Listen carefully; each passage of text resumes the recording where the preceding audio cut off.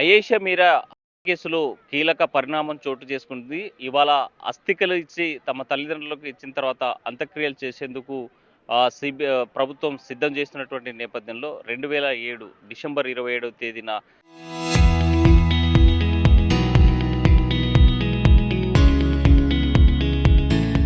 అత్యంత కిరాతకంగా, అత్యంత దారుణంగా ఫార్మసీ చదువుతున్నటువంటి అయేషా మీద అనేకమైనటువంటి ఇన్వెస్టిగేషన్స్ జరిగాయి. అయితే 19 ఏళ్ళు సిబిఐ ఇన్వెస్టిగేషన్ చేసింది, దర్యాప్తు చేస్తున్నటువంటి నేపథ్యంలో ఎక్కడ కూడా ఎవరు దోషులని తేల్చినటువంటి పరిస్థితి లేదు. ఈ నేపథ్యంలో తాము అయేషా మీరా అయేషా మీరా తల్లిదండ్రులు దీని మీద మేమేమి ఇంకా పోరాడేటువంటి శక్తి లేదు అని తేల్చినటువంటి నేపథ్యంలో ఇవాళ అంత్యక్రియలు జరుగుతున్నటువంటి నేపథ్యంలో మనతో మాట్లాడడానికి చాలా ప్రయాసంగా మన కర్నూలులో ఉన్నటువంటి అవుట్డోర్ స్టేడియంలో ఉన్నాము. అసలు ప్రయాసంగా ఏమనుకుంటున్నాయి, పబ్లిక్ ఏమనుకుంటున్నారు, అయేషా మీరు కేసును ఎలా చూస్తున్నారు, అసలు ఇలాంటి ఘటనలు జరిగినప్పుడు ప్రభుత్వాలు ఏం చేస్తున్నాయి అనేటువంటి అంశం మీద మాట్లాడడానికి కొంతమంది ప్రయాసంగ నాయకులు, పార్టీ నాయకులు ఉన్నారు. సార్ చెప్పండి, అయేషా మీరా హత్య కేసును ఎలా చూడాలి, ఈరోజు అంత్యక్రియలు జరగబోతున్నాయి, ఏం ఏం జరిగింది? అయేషా మీరా కేసు సంబంధించి సిబిఐ దీంట్లో టోటల్ ఫెయిల్యూర్. ఎందుకు ఫెయిల్యూర్ అని చెప్తా ఉన్నామంటే, ఈ దేశంలోనే అత్యున్నతమైనటువంటి సంస్థ అది. దానికి అప్పచెప్తే ఏదైనా న్యాయం జరుగుతుంది అనేది సహజమైనటువంటి జనానికి ఉన్నటువంటి ఆలోచన.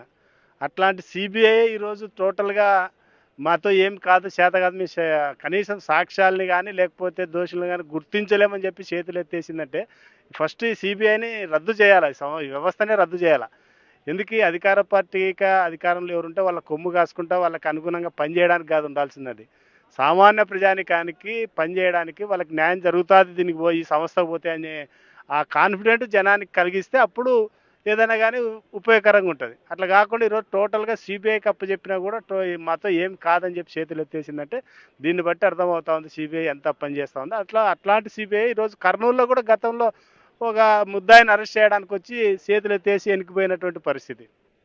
కాబట్టి సిబిఐకి సంబంధించినటువంటి అంశాలు టోటల్గా ఈ 5-10 ఏళ్ల కాలంలో నిర్వీర్యం చేశారు సిబిఐని. దాంట్లో భాగంగానే ఈ కేసు కూడా అని చెప్పి అనుకుంటా ఉన్నాం. ఇట్లాంటి అయేషా మీరా లాంటి పేదింటి మహిళకి అన్యాయం జరిగితే న్యాయం జరగదనేది దీన్ని బట్టి అర్థమవుతా ఉంది. కాబట్టి ఏది ఏమైనా నిజాయితీగా నిక్కచ్చిగా పనిచేసి పేద విద్యార్థులకు కానీ లేకపోతే ఏదన్నా ఒంటరి మహిళలకు కానీ అన్యాయం జరిగినప్పుడు ఇట్లాంటి సమస్యలు జరుగుతాయి. దీనికి సంబంధించి దీంట్లో సత్యబాబు అనే అతన్ని కూడా నిర్దోషి పాపం, అతన్ని తీసుకెళ్లి జైల్లో దాదాపు 7-8 సంవత్సరాల పాటు నిర్బంధించి వారి కుటుంబం మానసిక క్షోభ, అతని మానసికమైనటువంటి శోభ, ఉద్యోగం లేదు ఏం లేదు, అట్లాంటి వాళ్ళకందరికి అట్లాంటి సత్యబాబు కుటుంబానికి కూడా దాదాపు 50 లక్షల రూపాయలు ఎక్స్గ్రేషియా చెల్లించాలని చెప్పి దానిపైన కూడా ప్రభుత్వం చర్యలు తీసుకోవాలని చెప్పి అయేషా మీరాకి సంబంధించి వారి కుటుంబానికి న్యాయం జరగాలి. న్యాయం జరగకపోతే సిబిఐ ఎందుకు, ఈ పోలీస్ వ్యవస్థ ఎందుకు, ఇవన్నీ ఎందుకు? కాబట్టి ఏదేమైనప్పటికీ ఈ కేంద్ర రాష్ట్ర ప్రభుత్వాలు ఏవైతే పోలీస్ వ్యవస్థ కానీ సిబిఐ వ్యవస్థ కానీ నిజాయితీగా పనిచేసేటట్టు చూస్తేనే భవిష్యత్తులో వాళ్ళకు కూడా ఉపయోగకరంగా ఉంటుంది. ఎందుకంటే 5 సంవత్సరాలు వీళ్ళు ఉంటారు, 5 సంవత్సరాలు వాళ్ళు ఉంటారు. దాదాపు 3 ప్రభుత్వాలు మారినాయి ఈ రాష్ట్రంలో. 3 ప్రభుత్వాలు మారితే ఇప్పుడు దాకా కూడా దానిపైన సరైనటువంటి రెస్పాండ్ లేదంటే దీన్ని బట్టి అర్థమవుతుంది కదా మనకి ఎవరి పక్షాన ఈ సంస్థలు పనిచేస్తున్నాయి, దీన్ని బట్టి అర్థమవుతుంది. కాబట్టి అయేషా మీరాకి న్యాయం జరగాలి, వాళ్ళ కుటుంబానికి న్యాయం జరగాలంటే మరి దీనిపై నిజాయితీగా దీంట్లో న్యాయం జరిగేదే ఉంది, కనపడతా ఉంది. రాజకీయ నాయకులు కొడుకులు ఉన్నారనేది బయట చర్చించుకుంటా ఉన్నారు. ఆ వైపున ఎవరిని కూడా ఎంక్వైరీ చేయడానికి సిబిఐ కానీ పోలీస్ వ్యవస్థ కానీ ప్రయత్నం చేయడం లేదు.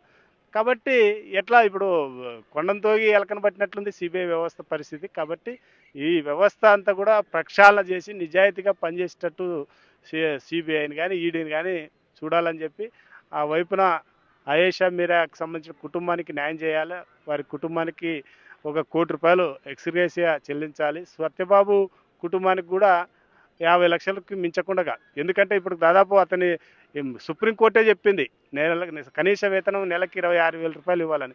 26,000 రూపాయలు లెక్కేస్తే కూడా దాదాపు 30-35 లక్షలు అవుతుంది.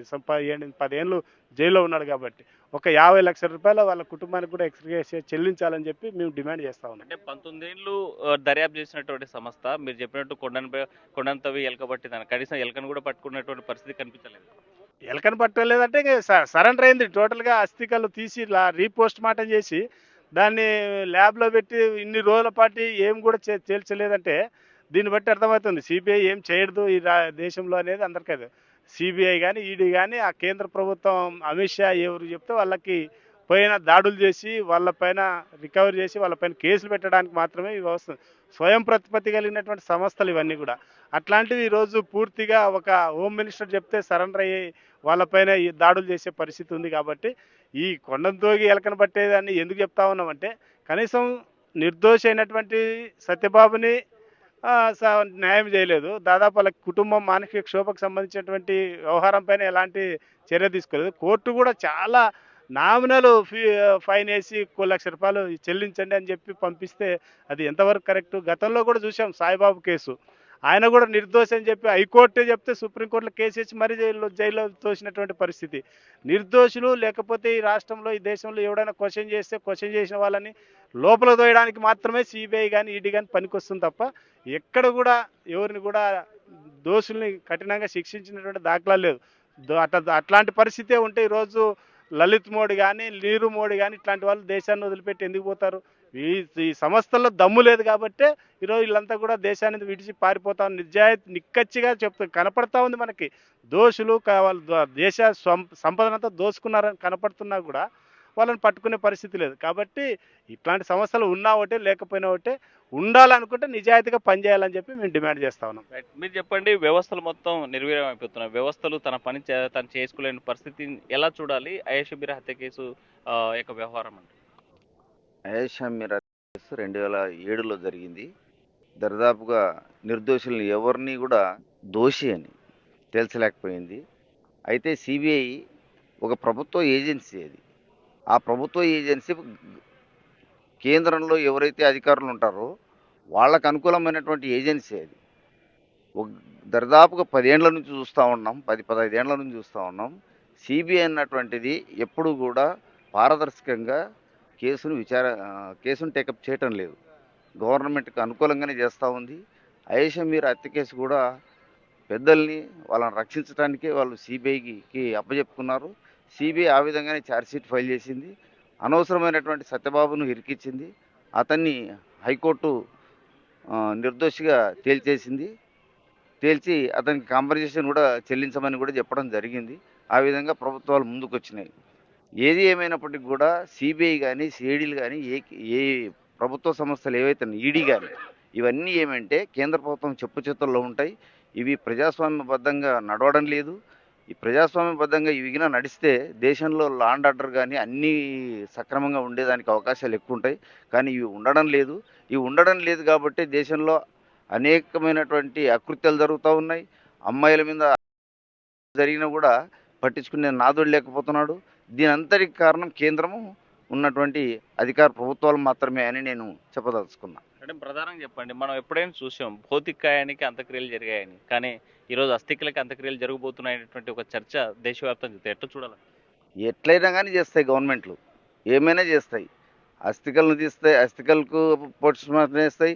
తర్వాత గుంతలో ఉన్నటువంటి వాడిని మళ్ళీ ఇప్పుడు తీసి రీపోస్ట్ మార్టం చేసి ఏమి ఉండదు. ఒకసారి భూమిలో పాతిపెట్టిన తర్వాత కొన్ని రోజులు ఉంటుంది దాని యొక్క ఆనవాళ్ళు, తర్వాత ఏమి ఉండదు. కాబట్టి ఇవన్నీ మళ్ళీ చర్చకి తీసుకొని వచ్చి ఏదో ఒక మేము కరెక్ట్ చేసినామని చెప్పుకోవడం తప్ప వేరేదేం లేదు. అంటే సిబిఐకి సంబంధించిన అంటే ఈ కేసులో దర్యాప్తు చేసినటువంటి రికార్డ్స్ కూడా ధ్వంసమయ్యాయని చెప్పి సిబిఐ చెప్పడంలో ఎట్లా చూడాలంటారు? సిబిఐ ధ్వంసం చేస్తుంది. ఎందుకంటే విచారణ చేసేటువంటి అధికారం సిబిఐకి ఇచ్చిన తర్వాత ప్రతి ఎవిడెన్స్ను వాళ్ళు రికార్డ్ చేయాల్సినటువంటి బాధ్యత ఉంటుంది. కీలకమైనటువంటి ఎవిడెన్స్ను పక్కన పెట్టి అనవసరమైనటువంటి ఎవిడెన్స్ని తీసుకొచ్చేటువంటి బాధ్యత కూడా వాళ్ళే తీసుకుంటారు. కాబట్టి కీలకమైన ఎవిడెన్స్ను ధ్వంసం చేస్తారు వాళ్ళే, లేదు అని చెప్పేది కూడా వాళ్ళే. కాబట్టి ఆ ఏజెన్సీలకు దేశంలో అంత రాను ఆ ఏజెన్సీల మీద నమ్మకం పోయింది. అంటే మనం చూసిన చాలా కేసులో, నిర్భయ కేసులో కానీ లేకపోతే దిశ కేసులో కానీ ఎవరైతే దోషులు ఉన్నారో ఆ దోషులకు శిక్ష పడేలాగా వ్యవస్థలు పనిచేసాయి. మరి ఇందులో ఎందుకు చేయలేకపోయాయి? కానీ రాజకీయ పలుకుబడి వల్ల ఈ ఏజెన్సీలు పనిచేస్తుంటాయి. వాళ్ళకి అనుకూలమైనటువంటి దానిలలో అనుకూలంగా చేసుకుంటారు, దానికి వ్యతిరేకమైనటువంటి వాళ్ళు వ్యతిరేకంగా చేస్తుంటారు. ఆ విధంగా కొన్ని కేసుల్లో సిబిఐ కేసుల్లో కన్విక్షన్ వస్తుంది. కానీ మిగతా కేసులో వాళ్ళకి అనుకూలమైనటువంటి కేసులో కన్విక్షన్ వచ్చేదానికి అవకాశం లేదు. ఎందుకంటే ఎవిడెన్స్ వాళ్ళు ఆల్రెడీగా ధ్వంసం చేసింటారు. కోర్టుకు సరైనటువంటి ఆధారాలు తీసుకోలేనప్పుడు, సబ్మిట్ చేయలేనప్పుడు కోర్టు కూడా ఏం చేయలేదు. కాబట్టి ఆ ఏజెన్సీల ప్రాబ్లమే తప్ప కోర్టుల ప్రాబ్లం కానీ ఏమి ఉండదు. ఎందుకోసం అని ఈ దర్యాప్తులో ఇలా వివక్షను చూడాలంట? ఇదంతా పొలిటికల్ అంతే. పొలిటికల్ డబ్బున్నది ఒకటి, డబ్బు లేనిది ఒకటి. పేదవాళ్ళకి జరిగితే ఇదే ఉంటుంది. పేదవాళ్ళ అమ్మాయిలు కానీ, పేదవాళ్ళు కానీ వాళ్ళ మీద అన్యాయము, అకృత్యాలు దేశంలో ఎక్కడ జరిగినా సిబిఐ ఏజెన్సీ ఉంటే ప్రభుత్వాలన్నీ ఏకమవుతాయి. ప్రభుత్వాలన్నీ ఏకమై సాక్ష్యాలను తుంగలో దొక్కేసి ఆ కేసును పక్కన పెట్టేస్తారు. అదే ఏజెన్సీలు చేసేటువంటి పని. రైట్, మనతో మాట మరి కొంతమంది సార్ చెప్పండి, ఐఏష్ మీరు ఎలా చూడాలంటారు? అయోషా మీరా సంబంధించి 2007 దాదాపు అంటే ఒక 19 సంవత్సరాల తర్వాత మళ్ళా ఆ సమస్యని మనం చర్చించుకోవాల్సినటువంటి దుస్థితి ఈ దేశంలో మనం గమనిస్తున్నాం. వాస్తవంగా అయితే న్యాయం ఆ యొక్క అయోషా మీరా సంబంధించినటువంటి అమ్మాయికి న్యాయం ఇంతవరకు కూడా జరగలేదు. 19 సంవత్సరాలైనా కూడా ఈ దేశ వ్యవస్థ న్యాయం చేయలేని దుస్థితిలో ఉందని చెప్పొచ్చు. ఎందుకంటే ఒక నిర్భాగ్యురాలు ఆ రోజు దిగంబరంగా ఆ యొక్క ఇష్యూని ఎవరు చేశారో, దాన్ని అమ్మాయిని ఆ విధంగా ఎవరు చేశారనే ఒక నిజాన్ని నిగ్గుదేల్చినటువంటి దుస్థితిలో సిబిఐ సంస్థలు కావచ్చు, కేంద్ర ప్రభుత్వం కావచ్చు, రాష్ట్ర ప్రభుత్వాలు కావచ్చు ఉన్నాయి ఇక్కడ. చాలా దౌర్భాగ్యమైనటువంటి పరిస్థితి ఈరోజు. 19 సంవత్సరాల తర్వాత ఆ అమ్మాయి అస్థికలు తీసుకెళ్ళి వాళ్ళ తల్లిదండ్రులకు ఇస్తే ఈ ప్రభుత్వం కానీ, సిబిఐ కానీ ఏం సాధించినట్టు, ఆ పేదవానికి న్యాయం ఏం చేసినట్టు అనేది పెద్ద ప్రశ్న ఇది. ఈ సమాజంలో అందరూ కూడా ప్రశ్నించుకోవాల్సినటువంటి మేధావులు కూడా ఆలోచించాలి. ఇక్కడ ఏం జరుగుతూ ఉంది? ధనవంతులకు, పెద్దవాళ్ళకు ఒక న్యాయము, పేదవాళ్ళకు ఒక న్యాయం జరుగుతూ ఉంది. మరి ఎస్పెషల్లీ రాజ్యాంగ ప్రతిపత్తి గలటువంటి స్వతంత్ర సంస్థలు కూడా ఈరోజు కేంద్ర రాష్ట్ర ప్రభుత్వాలకు లోబడి రాజకీయ నాయకులు చెప్పినట్టు వినడం వల్లనే ఈ యొక్క దుస్థితి వస్తూ ఉంది. కాబట్టి అధికారులు కూడా ఆలోచించుకోవాలి. భవిష్యత్తులో ఇలాంటి సంఘటనలు పునరావృతం కాకుండా రేపు అయోషా మీరా కావచ్చు జరిగినటువంటి సంఘటన మన ఇళ్ళలో కూడా జరిగితే మన పరిస్థితి ఎలా ఉంటుందో సార్ ఊహించుకోవాలి ఇక్కడ. కాబట్టి ఈ యొక్క చర్యని తీవ్రంగా మేము ఖండిస్తున్నాం. మరి ఆ అమ్మాయికి జరిగినటువంటి లోపం ఏదైతే మనకు నష్టం ఉందో, అమ్మాయికి పోయింది, మళ్ళీ చర్చ అయితే బాగా జరిగింది, కానీ అమ్మాయిని మనం వెనక్కి తీసుకురాలేము, కానీ న్యాయం అయితే చేయలేకపోయినటువంటి బాధ అయితే మాకైతే బాగా తెలుస్తూ ఉంది ఇక్కడ. కాబట్టి మరి కోర్టు ఈరోజు ఆ అమ్మాయిని అస్థికల్ని తల్లిదండ్రులకు అప్పచెప్పేసి ఈరోజు అంత్యక్రియలు చేయడంటే, నాకు తెలిసి ప్రపంచంలో 19 సంవత్సరాల తర్వాత ఎప్పుడో 19 ఏళ్ల కింద అంత్యక్రియలు చేయడం ఉన్నటువంటి చరిత్రలో ఇది మొట్టమొదటిసారి అనుకుంటున్నాను. నాకు తెలిసి ఇది ఎక్కడ కూడా ప్రపంచంలో ఎక్కడ కూడా ఇంత న్యాయం, మళ్ళీ ఇది న్యాయం అని చెప్పాలన్నా అన్యాయం అని చెప్పాలన్నా న్యాయ వ్యవస్థలకే వదిలేస్తున్నాం. ఇది ఏదైతే చెప్పిందో న్యాయ వ్యవస్థ 19 సంవత్సరాల తర్వాత అమ్మాయికి అస్థికలు వాళ్ళ తల్లిదండ్రులకు ఇచ్చి అంత్యక్రియలు చేసుకునేటువంటి వాళ్ళు చెప్పినటువంటి ఒక మాట ఏదైతే ఉందో ప్రశ్నించుకోవాలి. న్యాయ వ్యవస్థ కూడా వాళ్ళే ప్రశ్నించుకోవాలి. ఏం జరుగుతూ ఉంది ఈ వ్యవస్థలో? మళ్ళీ సిబిఐ వాళ్ళు చెప్పినటువంటి వాళ్ళు కేవలం వాళ్ళు ఇచ్చినటువంటి రిపోర్ట్ ఆధారంగా ధ్వంసం చేసినారని చేసి మేమేం చేయలేమని చేతులు ఎత్తేయడం వల్ల వ్యవస్థ కంప్లీట్గా ఫెయిల్యూర్ అనేది చెప్పొచ్చు. అంటే మనం చూస్తూ ఉన్నాము, ఆమె ఆత్మకి శాంతి కలగాలంటే ఎలాంటి నివాళులు అర్పించాలంట? ఆమె ఆత్మకు శాంతి కలిగి ఆల్రెడీ ఆమె ఆత్మ చాలా ఘోషిస్తూ చాలా ఇబ్బంది పడింది వాస్తవంగా. ఉదాహరణకు చెప్పాలంటే కూడా గతంలో ఇలాంటి కోర్టు తీర్పులు కూడా చాలా వచ్చాయి. ఢిల్లీ యూనివర్సిటీ ప్రొఫెసర్ దివంగత సాయిబాబా ఆయన పైన కూడా ఇదే విధంగా ఒక అర్బన్ నక్సలైట్ను ముద్రేసి అతను అమాయకుడిని తీసుకెళ్ళి ఒక తిహార్ జైల్లో ఒక చీకటి గదిలో హ్యాండిక్యాప్డ్ అయినటువంటి కనీసం ఒక దయాదాక్షిణ్యం లేకుండా, తల్లి చనిపోతే కూడా తల్లి అంత్యక్రియలకు కూడా అతన్ని అలో చేయలేదు. ఇలాంటి దుర్భరమైనటువంటి సంఘటనలు చేసి తర్వాత బయటకు వచ్చిన తర్వాత అతను నిరపరాధి అని చెప్పి ఒక చిన్న స్టేట్మెంట్ ఇస్తున్నారు. అన్ని ఇచ్చిన తర్వాత వాళ్ళు పడినటువంటి క్షోభకు ఇక్కడ ప్రొఫెసర్ సాయిబాబా అయినా కావచ్చు, లేదంటే ప్రొఫెసర్ అయోషా కావచ్చు, వాళ్ళ యొక్క ఆత్మకు శాంతి ఎలాంటి నివాళులు మనం అసలు కేంద్ర రాష్ట్ర ప్రభుత్వాలందరూ కూడా వాళ్ళ యొక్క సిగ్గుతో తల ఉంచుకొని ఆ అమ్మాయికి కన్నీటి దార ఇస్తే తప్ప ఆ అమ్మాయి ఆత్మకు శాంతి రాదు. మీరు చెప్పండి సార్, ఐయేష్ మీరా హత్యను ఇన్నేళ్ల తర్వాత మరోసారి చర్చ జరుగుతుంది, ఎలా చూస్తున్నారు? చర్చ దాదాపు 19-20 ఇయర్స్ నుంచి జరుగుతూనే ఉంటుందండి. వాస్తవంగా అంటే ఐషియాని ఇట్లా జరిగిందని చెప్పి వాళ్ళ తల్లిదండ్రులు ఫస్ట్ కేసు వేయడం జరిగింది.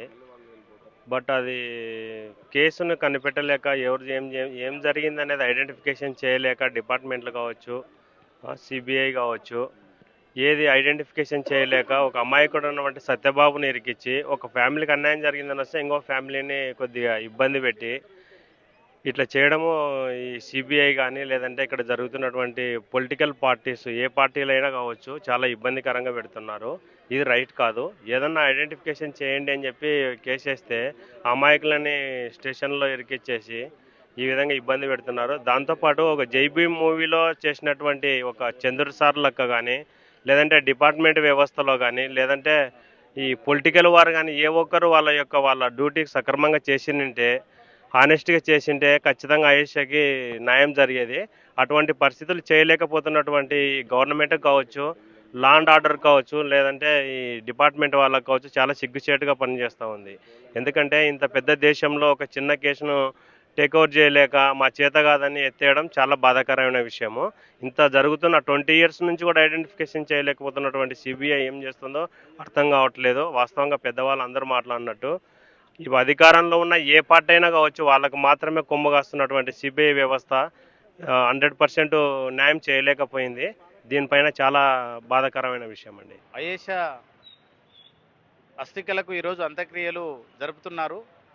మరి 2007లో జరిగినటువంటి ఈ కేసును ఇంతవరకు దోషులు ఎవరనేది ఇప్పటి వరకు కూడా తేల్చలేదు.